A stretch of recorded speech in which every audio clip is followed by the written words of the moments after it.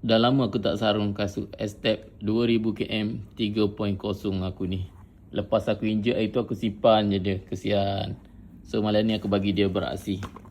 Malam ni aku akan pergi at least aku rasa dalam 5 ke 10 km lah.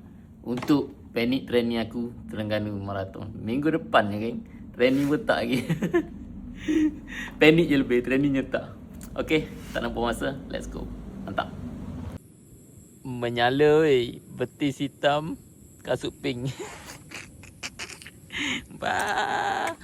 Tapi mantap lah kasut ni. Salah satu benda aku suka dia ada reflektor tau. Dia ada reflektor. Ada reflektor. Bila ada kereta ke apa-apa suluh daripada belakang, nampaklah patulan sikit kan.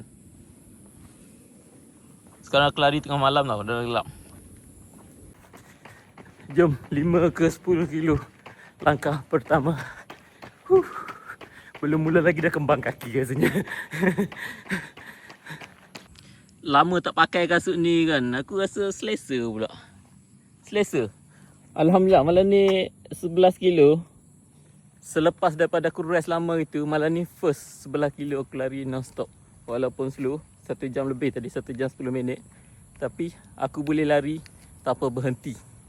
Satu pencapaian yang baik lah. Aduh. So apapun kasut ni selesa. Aku dah lama tak pakai, malam ni aku sarung. Dan aku rasa selesa dan puas hati. Mungkin aku akan pakai kasut ni untuk full marathon nanti dekat Terengganu Marathon Mungkin insyaAllah. Biar aku cuba lagi sarung 2-3 hari lagi, tengok. Kalau selesa aku rasa kasut ni lah aku pilih. Sebab untuk Terengganu Marathon nanti, aku bukan pergi untuk laju. Aku pergi untuk enjoy je. Habis ke tak habis aku sendiri pun tak tahu sebab training tak ada kan. Okay, aku rasa malam ni cukup 11 kilo Alhamdulillah. 1 jam lebih.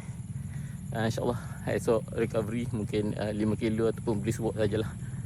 Okay, insyaAllah dah lewat malam, dah mengantuk penat, boleh ready untuk tidur. Okay, insyaAllah kita jumpa lagi. Assalamualaikum warahmatullahi wabarakatuh.